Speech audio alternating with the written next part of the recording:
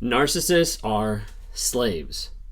Now you might hear that and be thinking like, wait a second, like that doesn't make sense. Like I felt like I was a slave in the relationship. I felt like I was the one that was trapped.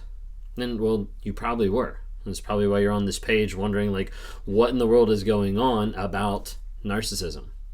That's why I'm on this channel. I'm on this channel to bring about awareness, growth, healing, and change. I do that by talking to different people, by having my channels, by going live, by interacting with people one-on-one, by having the NARCAP, all these different venues. Because a lot of people don't understand what it is. And a lot of people don't understand until they get out of the relationship. And they look back and they start to think, what in the world just happened? And they start to realize over a period of time that they have had a relationship that was manufactured from the other side, that actually put them through a grooming process to be able to get them and manipulate them to be trapped, to be stuck in that cycle of idealization and devaluation. And it happens over and over and over again that you get to the place that you just feel crazy. You just feel insane. But you start to feel trapped, and you're not sure if there's a way out. You're not sure if you're able to get out because of everything that that person has put on you, because of everything that they've said, how you're not worth it, how you're not good enough, how no one's going to love you, how no one's going to accept you having kids, like all these different types of things that pops up where they trap you and keep you there. So you might be thinking like, wait, like that doesn't make sense. Like why would you be saying that narcissists are slaves? Well, I want to read you something today. I've got 2 paragraphs that I want to read, and if you haven't heard, each month I'm going through a book. Last month was Psychopath Free. The month before that was When Narcissism Comes to Church. This one for this month is not anything narcissistic related, but it's called The Motivation Manifesto, 9 Declarations to Claim Your Personal Power by Brendon Burchard. If you haven't had a chance to be able to read his book, it's got his really amazing book, High Performance Habits, or listen to his podcast, which is called The Brendon Show. But on here, it's going through and it's talking through one section that's about freedom. And I want to be able to read this and also be able to expand on this some so you can see the aspect that I'm coming from, that narcissists are slaves, and you also have the opportunity for freedom. Both of those things seem completely anti what you're going through right now, anti the craziness of everything going back and forth. So I want you to listen up real quick. The personal power is we're going to start over, okay? Personal power is directly tied to personal responsibility, which most people avoid. Some might hope that freedom means we can give up or release responsibilities from our lives, but nothing could be further from the truth. The thinking goes, if I'm free, shouldn't I be free from all responsibilities? But personal freedom is not liberty to finally indulge in whatever passing moods or inclinations strike our fancy. It doesn't mean that we can act on every fast need, be cruel to others around us when we feel like it, take whatever we want whenever we want it, or act as an irresponsible buffoon simply because it would be fun or pleasurable in the moment.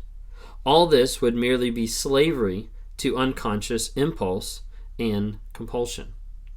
Now, when you think of that, I want you to kind of take it in the aspect when you're talking about a toxic person or someone that is, ego-driven and self-centered or narcissistic. Like, when that thought actually comes out, like, they want to think, I'm free from all responsibilities. And when you have the concept of, it's what, in Spider-Man, with great power comes great responsibility. When you have that thought, you think, hey, this person has a lot of power, they should have a lot of responsibility. When you think of the leaders of the free world, they have a lot of power, they should have responsibility in that aspect as well. Like, it happens in all different aspects of our lives. So when it comes to it, you have a person that's toxic, narcissistic, sociopath, psychopath, whatever. They're toxic, and they have a control over you. And at that point, they have power over you. But they're not taking responsibility of what's going on. They're not taking responsibility of their actions. They're not taking responsibility of the things that they're doing on a day-to-day basis. With all that power, they don't have that responsibility. And you see that happen time and time again in these people's lives, where they come into your life and they want to have all the power, all the control, but they don't want to be responsible for how they get it, for how they manipulate, for how they lie, and for how they cheat. with the aspect of thinking that they can have ultimate freedom. Doesn't that match up for a lot of you, for what you saw on a day-to-day basis when your partner is out cheating with someone else, when they're yelling at you and then being nice to someone else? They want that freedom. They want the freedom to do whatever they want, whenever they want it, to have whatever they want, to go about and be cruel to others around whenever they feel like it. Like, literally it goes down that list. They want that freedom, but they don't want the responsibility.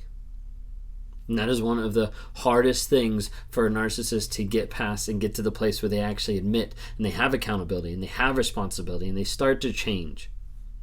Doesn't happen because they're not willing to do the honest, vulnerable, hard work of saying, hey, this is who I am.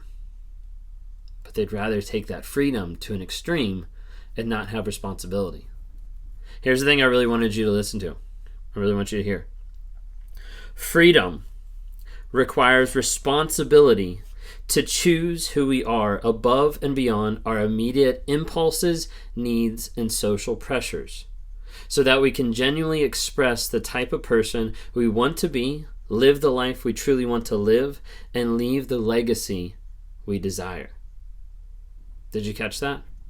Freedom requires responsibility to choose who we are above and beyond our immediate impulses, needs, and social pressures. This is what differentiates a person in the toxic relationship. This is what differentiates you in the relationship right now that you feel stuck, you feel like you can't get out. Is that choice. Is that responsibility that you can choose who you are. You can choose who you're going to be. You can choose who you're going to be in the middle of the shit, in the middle of this relationship that is going to hell. You can choose who you want to be in that moment and say, I'm going to take back my power, I'm going to take back my life, and I'm going to focus on growing and developing myself. You can make that choice with boundaries. You can make that choice with getting out of that relationship. You can make that choice with going no contact. You can make that choice in setting boundaries with your family, in setting boundaries with your friends. You can make that choice every single day. But the problem is a lot of us think we don't have that choice. We think that it's been ripped away and we're no longer allowed to have it. That's what that toxic person in your life wants you to think. They've used all their manipulation, all their lies, all their gaslighting, all their love bombing, future faking, all the different tools they bring out time and time again. And when one stops working, they start using another one. And all for the effect of keeping you thinking that you are trapped. You're not. And I know that feels impossible. I know that feels like impossible to be able to wrap your mind around sometimes, because you're like, what am I going to do? Where am I going to live? How am I going to provide? What am I going to do for my kids? How am I going to get out safely? How am I going? And the questions just keep coming and coming, and I understand. But I want you to understand that that freedom first is a choice in your mind. There's people that get out of relationships, abusive relationships, that go years without seeing that person, that go years without contacting that person, that break and have a good separation of it. It's no more. There's no contact. There's people that go years that are still trapped. There's people that go years that are still slaves to that thought process, to that mindset. What I want to encourage you today is to take back your freedom. Because regardless of what you've been in, regardless of all the shit that you've been put through, regardless of the relationship that you just came out of, regardless of how broken you feel in this moment right now, regardless of how crazy you feel looking back on the situation or everything that you put up with or dealt with or had to endure, regardless of all that, you have the option and you have the ability to be free. But what's that going to look like on a day-to-day basis for you? And working with people, I actually read this today in a one-on-one when I was talking to somebody, because I wanted to illustrate the idea that freedom is your choice. And freedom is in your ability, and freedom is in your grasp. But it first starts in the mind. It first starts in that mindset, in that thought process on a day-to-day basis of how am I going to choose to grow myself? How am I going to choose to be different? That's the difference between you and the toxic person in your life.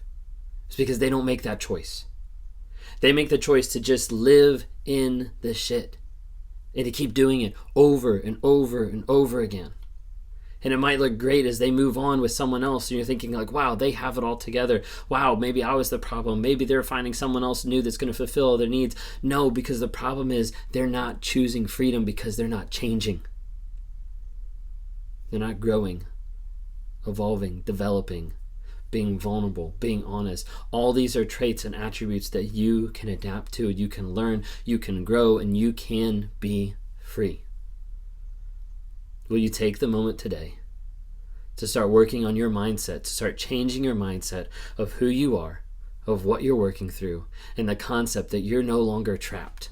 It feels like it. It seems like it. Maybe it physically is in that moment, but you can get out. You can change your mindset, and you can be free. They're the slaves.